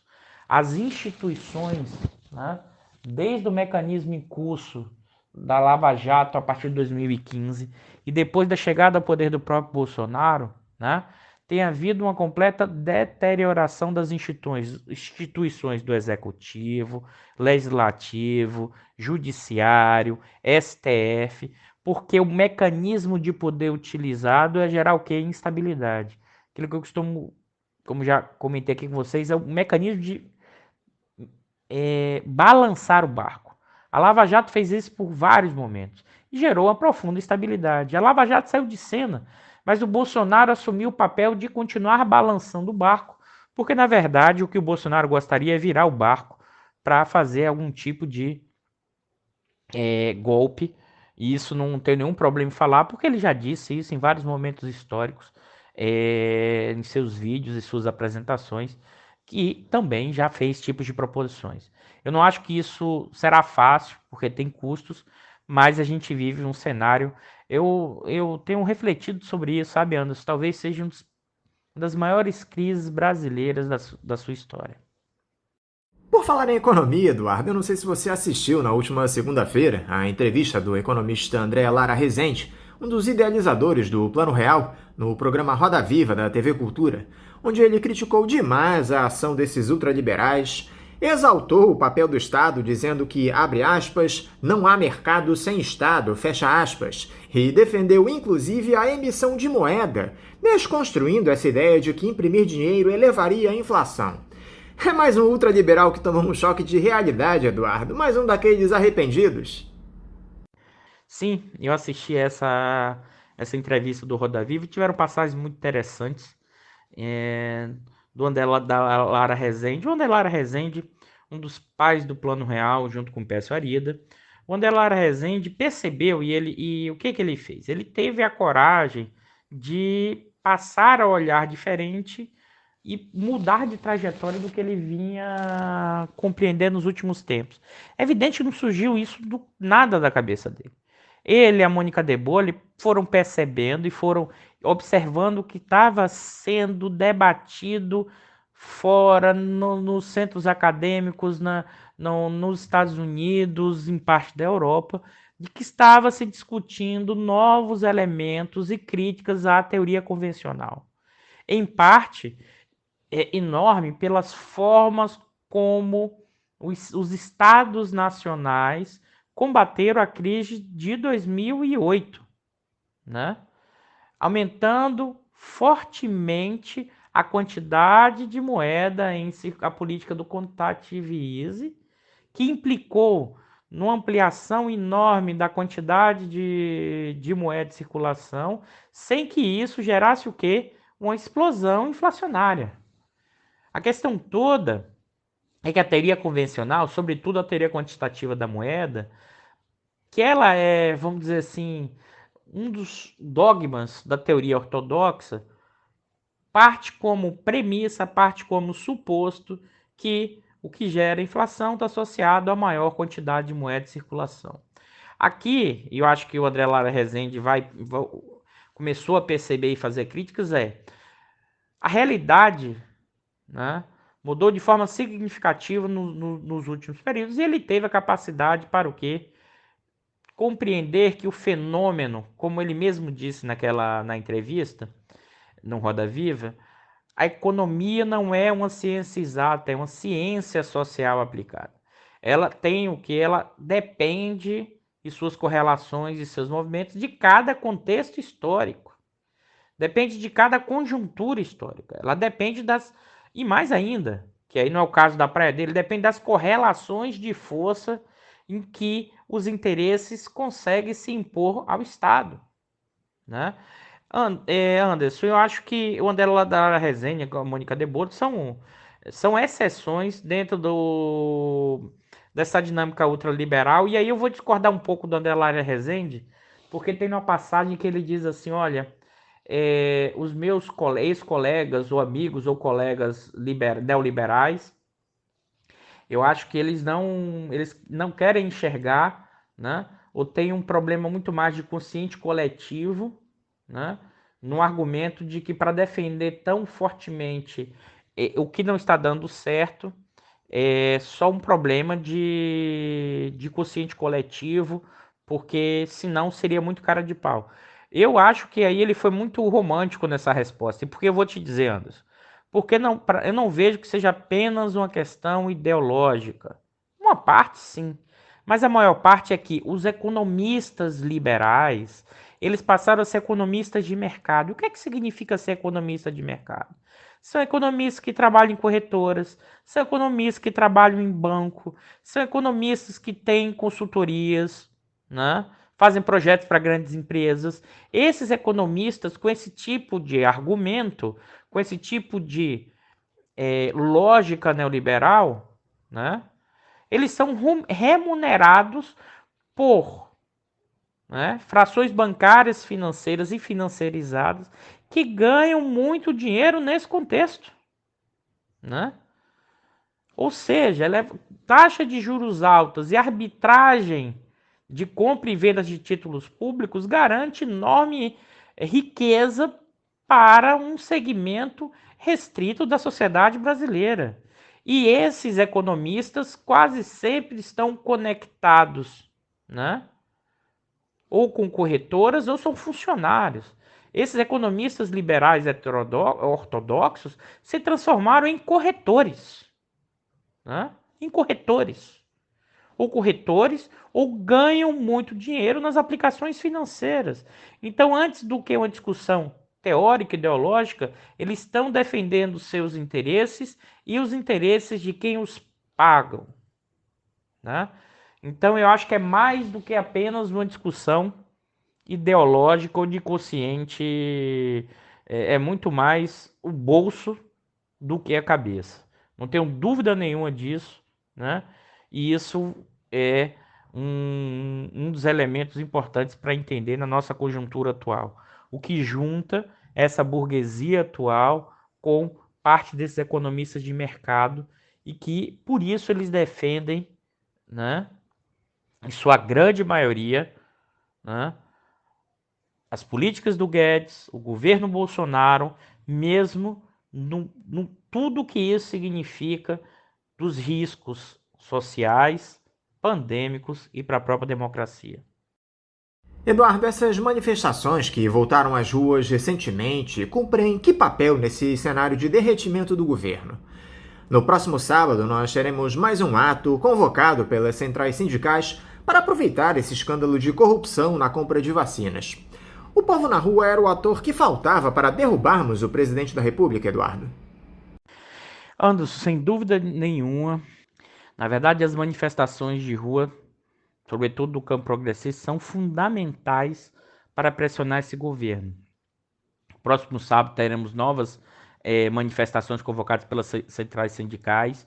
É porque, assim, aquilo que a professora Virginia Fontes sempre fala em suas falas, o Bolsonaro é, antes de tudo, um governo fascista, tá? Ele tem elementos fascistas. E vários autores, intérpretes, já têm feito várias análises sobre isso. Um deles é o Demian Mello, né? Que mostra que, na verdade, isso é um fascismo do século XXI. E, evidentemente, que com fascismo não se brinca, porque, inclusive, parte dessa burguesia brasileira, dessas elites, flerta com o Bolsonaro, mas não consegue comandar o Bolsonaro. Aqui eu estou falando isso por quê? Porque desconfio que parte dessa burguesia permanecerá com o Bolsonaro. E nós temos, sim, né, o Bolsonaro, que é o atual presidente, que declaradamente, tá, insinua o tempo inteiro na possibilidade de quebra das instituições, de levar adiante um golpe, né? O que eu quero chamar a atenção, que eu acho que nós vivemos um momento histórico de profunda crise. E por que eu estou querendo ressaltar isso, Anderson? Porque é mais do que só a retirada do Bolsonaro. Eu acho que a gente tem 4 movimentos aqui que são nada triviais e que só serão possíveis com forte mobilização social. Eu não acho que esteja garantido, por exemplo, a eleição do ano que vem. Ah, Eduardo, isso é catastrofismo? Não. Ou seja, mobilização é para garantir a eleição. Mais ainda, mobilização é para realizar o impeachment do Bolsonaro. Eu realmente desconfio e acho que esse impeachment não acontecerá. Essa é a minha hipótese que eu tenho levantado. E por quê? Porque para o impeachment acontecer é preciso mobilização popular, mas é preciso unidade no bloco do poder para retirar. Isso aconteceu com a Dilma, sobretudo no início de 2016. Até novembro de 2015, parte da burguesia brasileira não estava dentro do golpe parlamentar, porque não tinha claro, não tinha ideia de como substituir, quais seriam os custos e os impactos disso. Existiram manifestações populares durante o governo Temer. O Temer foi acusado de corrupção. As pessoas, sim, o que foi o efeito Temer, Joesley, Aécio com as gravações, né? Aquilo deixou catatônico muita gente, aquilo implodiu por dentro o sistema político. E sim, ocorreram manifestações. Mas o Temer permaneceu. E por que permaneceu? Porque o Temer estava implementando a ponte para o futuro. Eu lembro, inclusive, de artigo do economista de mercado Marcos Lisboa, criticando a Lava Jato pela forma como atuou em relação ao Temer. Por quê? A Lava Jato não tinha mudado nada da sua forma de atuação, porque naquele momento estava em curso a reforma da Previdência. Ou seja, os nossos liberais brasileiros, né, eles sabem, inclusive, que para passar as medidas e as reformas em curso como aconteceram, por exemplo, como assim, Eduardo, como aconteceram? Você aprovou a privatização da Eletrobras por projeto de lei em regime de urgência, né? O relatório saía num dia e votava no outro. Você está vendendo subsidiárias da Petrobras, dizendo que subsidiária pode, que não é igual a Petrobras, está na Constituição, dizendo que a Petrobras não pode ser privatizada a não ser pelo Congresso. Aí você cria uma subsidiária e diz que a subsidiária não é da Petrobras e pode ser privatizada, inclusive com aval do STF. Né? Dizer que a RLAN não era da Petrobras é uma subsidiária à parte. Né? Ou seja, nós não vivemos em condições institucionais normais. E é por isso que você tem e consegue implementar esse desmanche. Eu vou citar aqui novamente a professora Virginia Fontes, que ela fez uma citação que é muito importante, assim, para dar noção da ideia do que nós estamos vivendo. A burguesia brasileira está comando do processo. Mas ela não está no comando. Dá um exemplo para isso, Eduardo. É só olhar a votação no Senado, né, da privatização da Eletrobras. O PSDB votou contra. Aí vocês vão se perguntar assim, mas como assim, Eduardo? Apenas um senador foi a favor do projeto de privatização. É porque o PSDB mudou de posição no que diz respeito à privatização? Não. É que aquela privatização, o PSDB e seus representantes não estavam no controle daquele processo, né? Ou seja, no momento desse em que o Estado perde a capacidade de coordenar esses conflitos intraburgueses, né? Essa burguesia se degladia entre si para ter o seu quinhão, para realizar o saque, né? Então, em certa medida, o governo Bolsonaro permanece funcional para o avanço dessas reformas na escala que está sendo feita e vamos dizer assim, de maneira e com instrumentos não legais e que só são aprovados no contexto de uma profunda crise institucional que vivemos. Então, o Bolsonaro, para mim, permanece, Anderson. A pergunta que fica é a seguinte, Eduardo. Por mais que seja fundamental a saída do Jair Bolsonaro do cargo, o fato é que o general Mourão assumiria até 2022. A quem interessa um quadro como esse, Eduardo? A queda do ex-capitão poderia favorecer essa ideia de terceira via no processo eleitoral do ano que vem que os ultraliberais tanto defendem? Sabe, Anderson, e como eu comentei, né, ele permanece, vamos dizer assim, e acho que ele tende a permanecer. Aí, esse ponto que você trouxe, você está supondo aqui o impeachment. Eu não enxergo essa possibilidade, tá, Anderson? O que eu acho é que uma parte dessa burguesia percebeu que não consegue comandar o Bolsonaro. E percebe sim que há riscos, algum risco, mas acho que ainda é um segmento relativamente menor, né? E começa a aventar na possibilidade de uma chamada segunda via. Como assim segunda via, Eduardo? É porque vai ficando claro, Anderson, que essa ideia de que um centro tem voto no Brasil é uma completa ilusão. Essa ideia é uma ideia formada em parte por cientistas políticos e parte pela classe média alta brasileira, que ela não tem mais hoje capacidade de conduzir os votos à questão eleitoral. Então, no campo da direita, né, todo ele hoje está concentrado na extrema-direita, no Bolsonaro. Bolsonaro continua sendo um candidato viável. E, por outro lado, o Lula, no campo da esquerda, concentra quase todos os votos, né? Eu acho que existe muito mais um desejo de que o Bolsonaro desmanche do que a realidade dos dados e dos fatos que a gente está vendo hoje.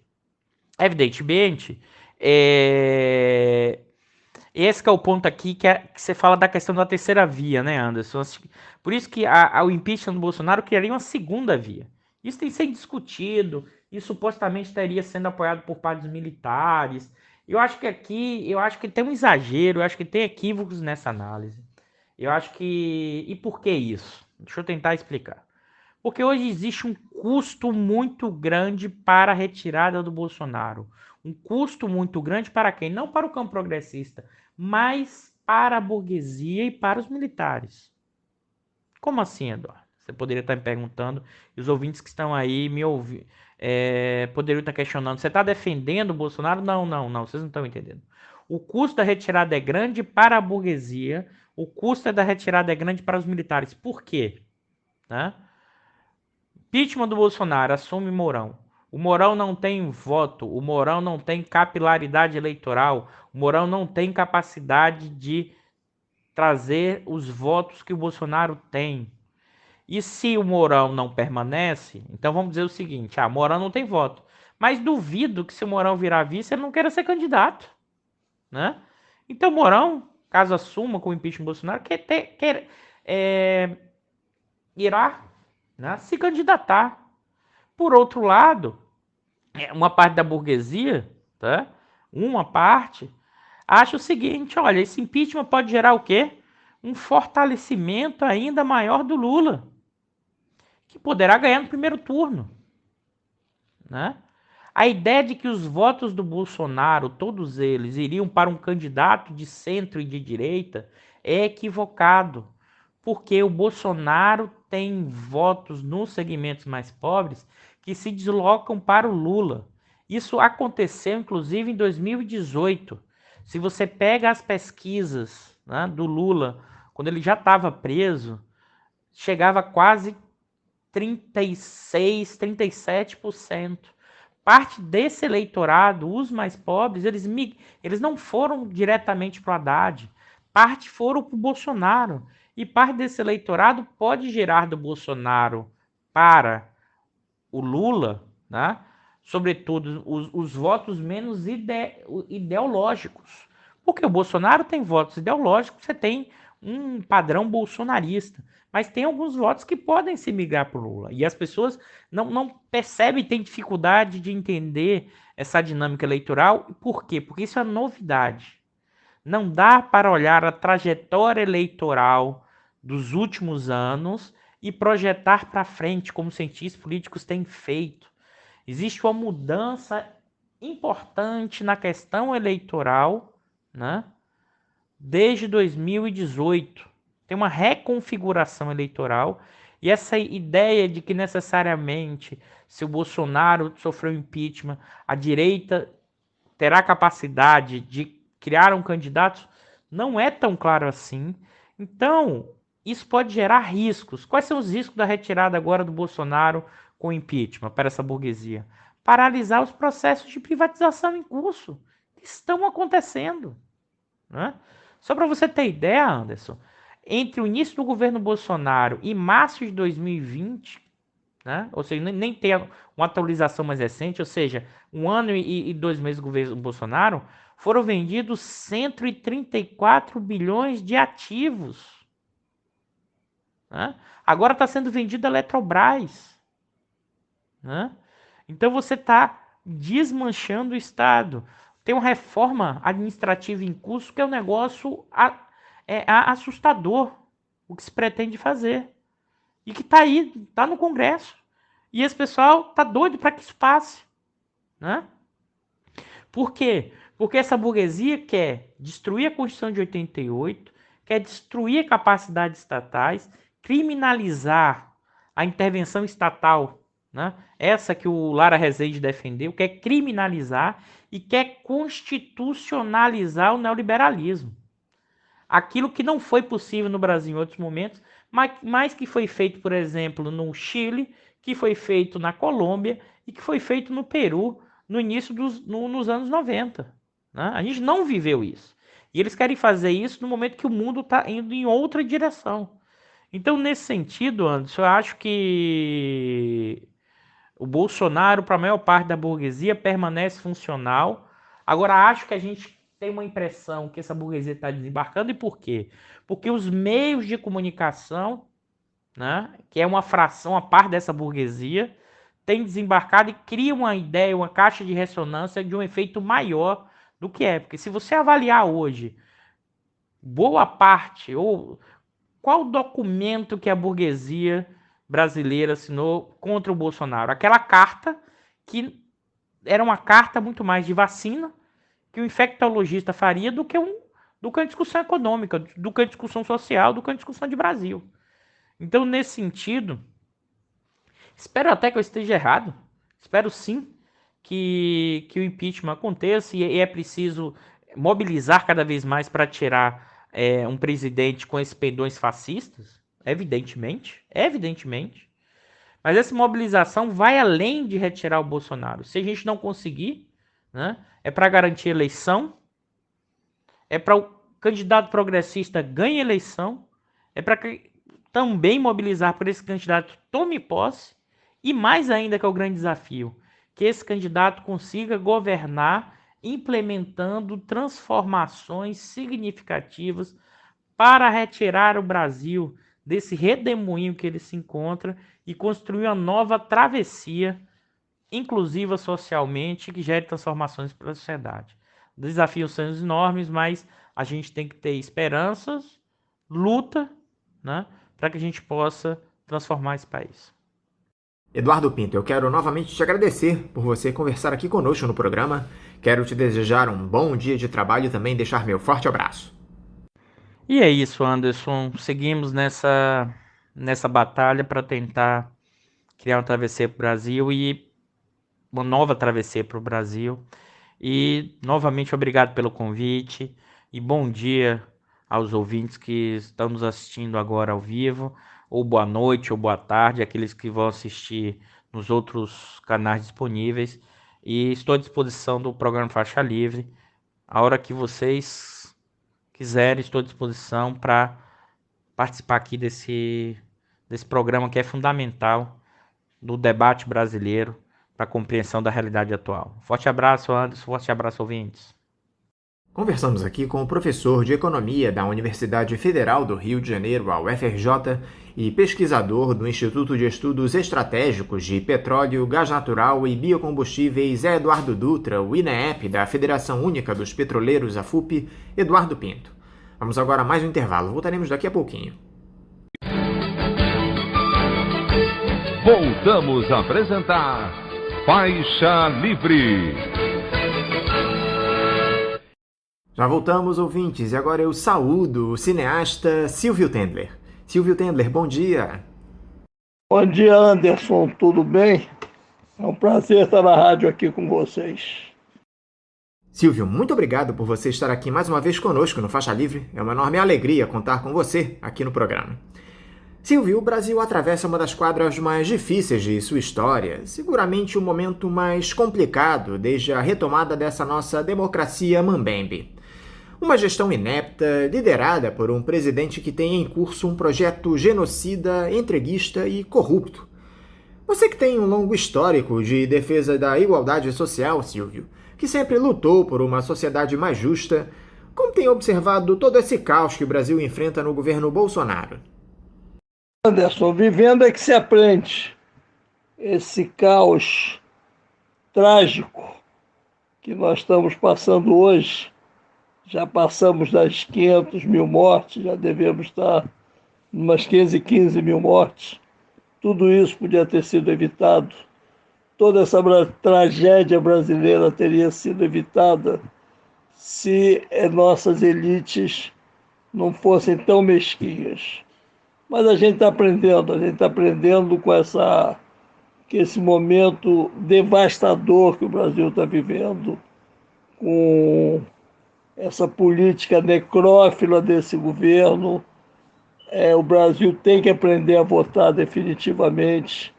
Esse candidato não mentiu, ele se apresentou com esse projeto homofóbico, racista. Ele falava para quem quisesse ouvir. Eu me lembro que eu tive num ato contra ele, num clube aqui do Rio de Janeiro. Eu estive na porta protestando, porque eu já sabia o que ele representaria em termos de vida para o Brasil. E ele ali riu às gargalhadas, que ele foi num quilombo, o quilombola não servia para nada, de tão pesado que era. Ele riu dos homofóbicos. Ao falar de uma filha, mulher que ele tem, ele disse que ele ali fraquejou. Então estava tudo apresentado e as pessoas riam. As pessoas não entendiam que elas estavam votando na própria tragédia que elas iriam viver. Então agora que nós estamos verificando que toda essa luta também, teoricamente, anticorrupção, é uma mentira histórica, deslavada. Eu tenho 71 anos de idade, eu atravessei minha vida ouvindo os ladrões dizendo que seriam os candidatos anticorrupção. E eles queriam tirar o candidato anterior, o político anterior, para fazer um governo honesto. E roubavam. Então eu acho que agora está na hora da gente aprender tudo isso, transformar esse país num país bom, digno, verdadeiro, que nós precisamos. Esse país é bonito, essa terra é boa, nossa gente é maravilhosa. É só dar nexo a tudo isso, organizar num grande caldeirão de cultura, de educação, de ciência, de sabedoria, e parar com essas pequenezas e fazer um Brasil melhor que nós todos merecemos. Continuando a resposta, o genocida, ele sempre disse que seria contra a cultura. E ao assumir o governo, seus primeiros gestos foram contra a cultura. Nós estamos vivendo um momento muito difícil, desde 2020 com a pandemia. Mas Anderson, desde 2019, quando ele assumiu a presidência da República, que ele asfixia a arte, a ciência, a cultura e a educação. É um governo que quer construir a terra arrasada.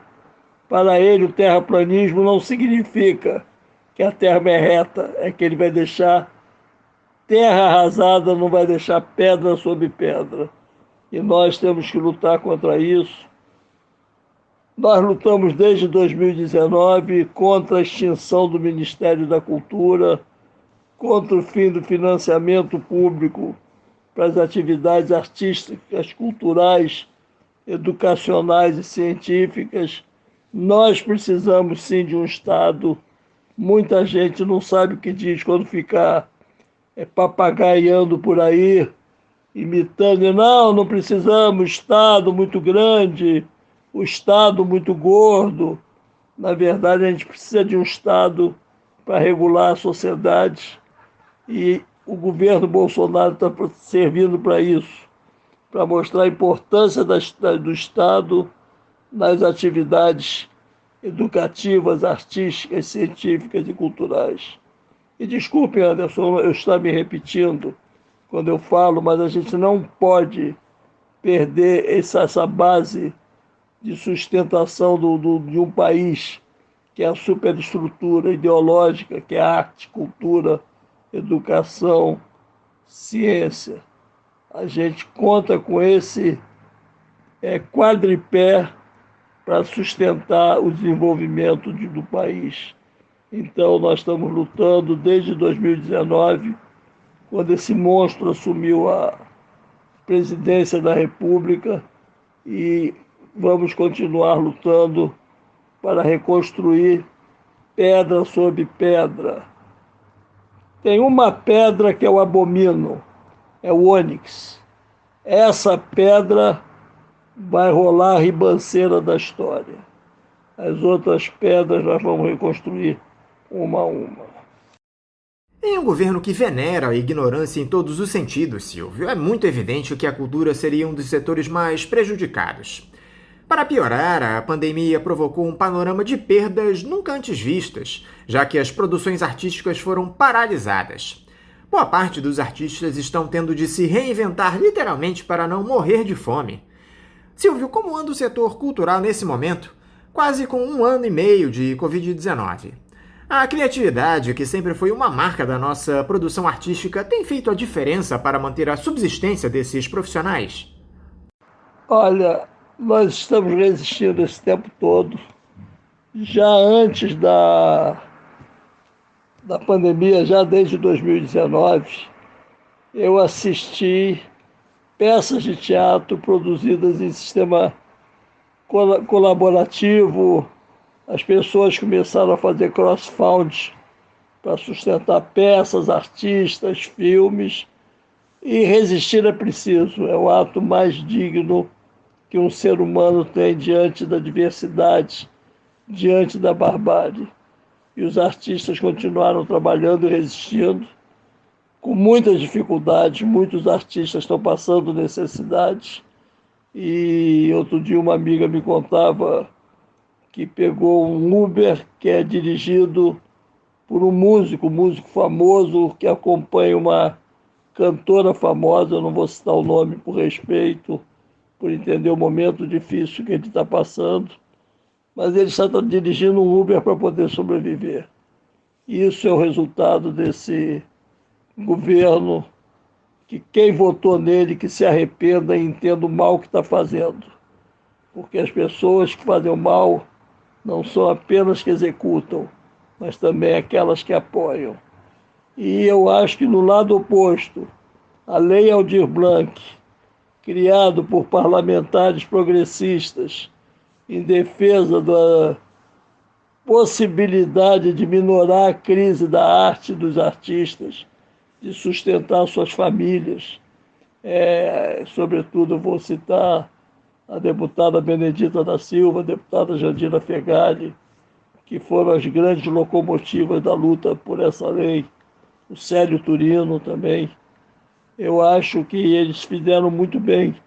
Eles homenagearam um baita artista, que é o Aldir Blanc, um dos maiores talentos que o Brasil já produziu, também morto pela Covid, e nós temos muito que lamentar essa perda e dizer que essa lei, sim, ajudou muito a manutenção da arte dos artistas nesse tempo de pandemia.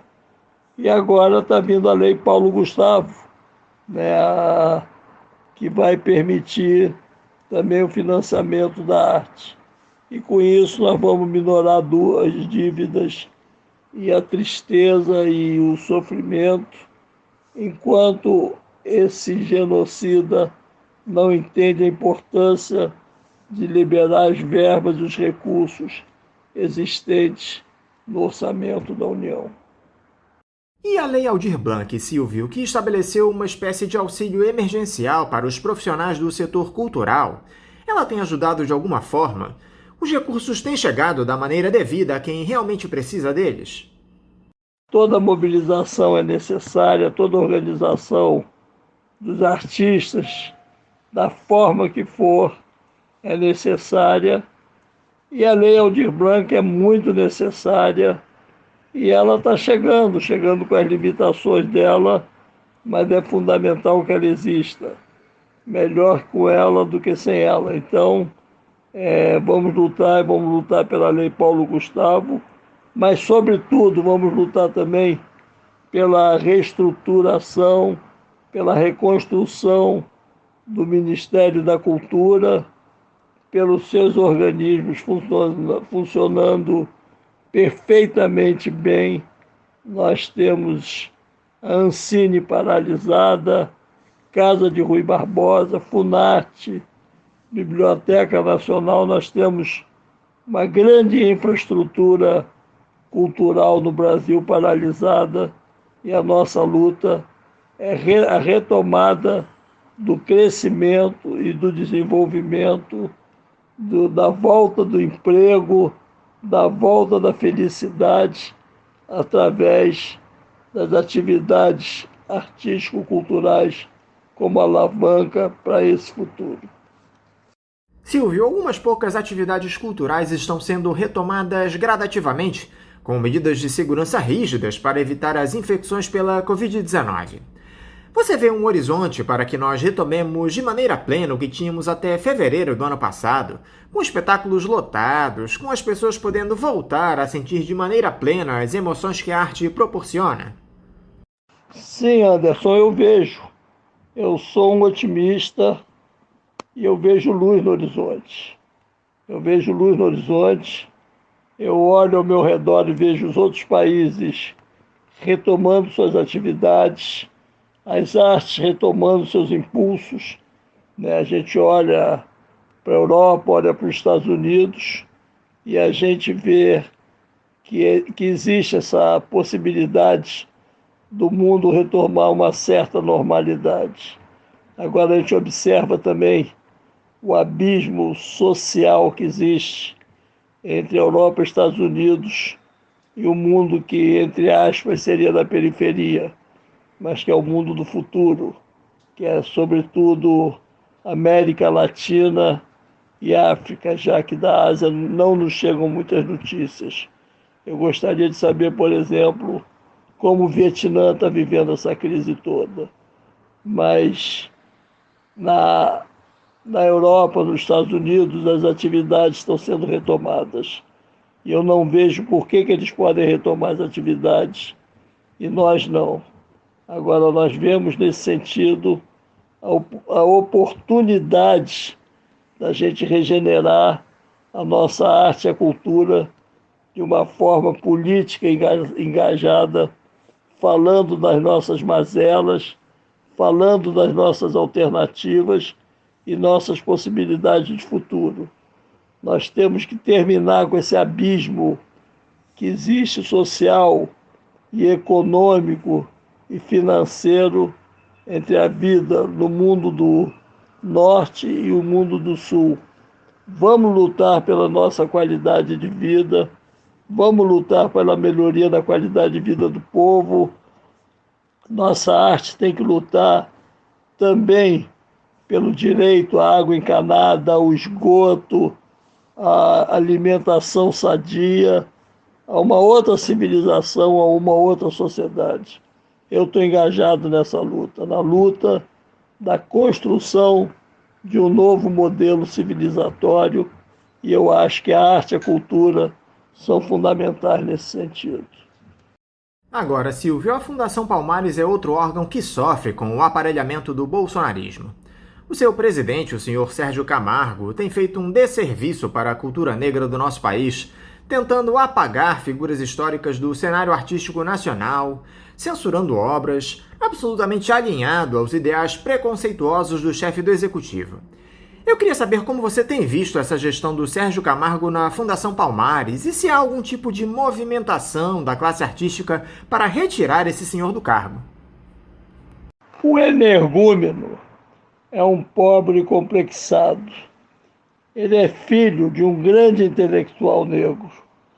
Ele é filho do Oswaldo Camargo. Oswaldo Camargo é um grande intelectual que deve estar sofrendo pelas loucuras que o filho dele está fazendo. Mas nós vamos sair dessa e será apenas um hiato na cultura brasileira, porque se o Estado não cria arte e cultura, ele também não destrói. Ele pode achar que vai destruir, mas não vai destruir.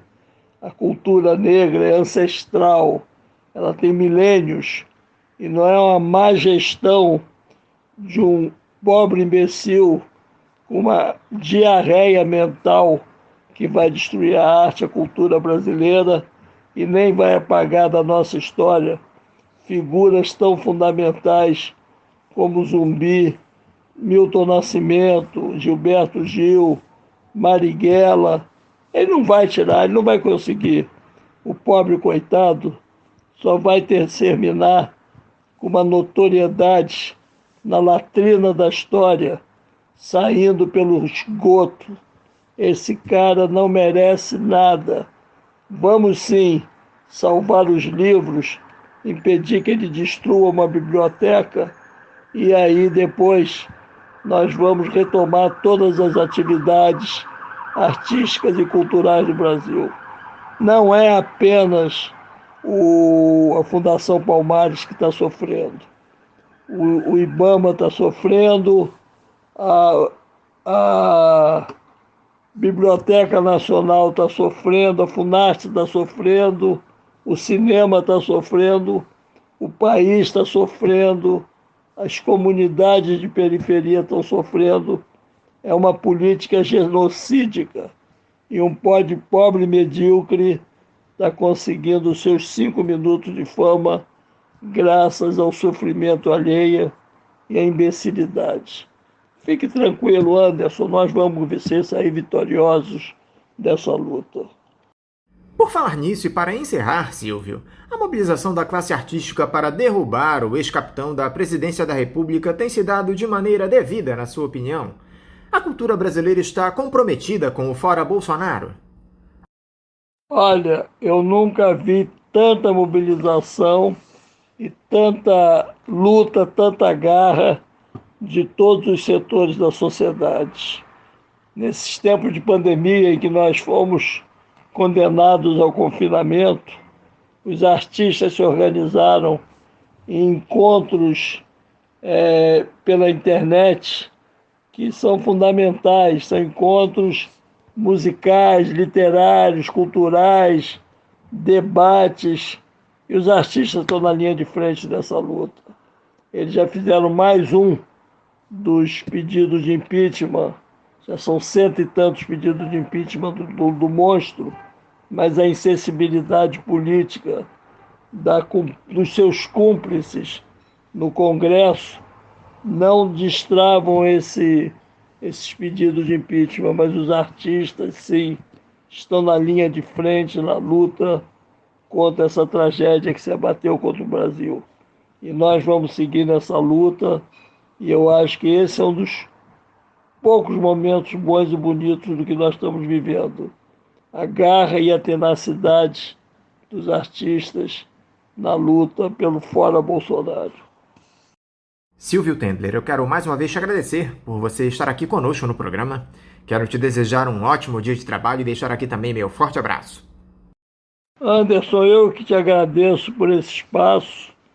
Eu adoro rádio, adoro falar no rádio. Eu acho que é um veículo de penetração intensa e te agradeço os momentos que você me deu de eu poder estar aqui conversando contigo. Peço desculpa se alguma coisa não funcionou, se eu fui rápido nas respostas, mas o tempo todo eu procurei não ser evasivo, falar realmente o que eu penso, o que eu acredito que o Brasil deve saber de mim. Muito obrigado por essa oportunidade e continuo aqui à sua disposição e à disposição dos ouvintes da Rádio Band, dos teus ouvintes, e quem quiser conversar comigo, estarei sempre disposto ao diálogo. Muito obrigado, Ana. Conversamos aqui com o cineasta Silvio Tendler. E vamos encerrando a edição de hoje do Faixa Livre, convidando todos vocês para amanhã, a partir das 8 da manhã, estarem novamente aqui conosco na Rádio Bandeirantes 1360 AM para mais uma edição do nosso programa. Um abraço a todos vocês e até amanhã!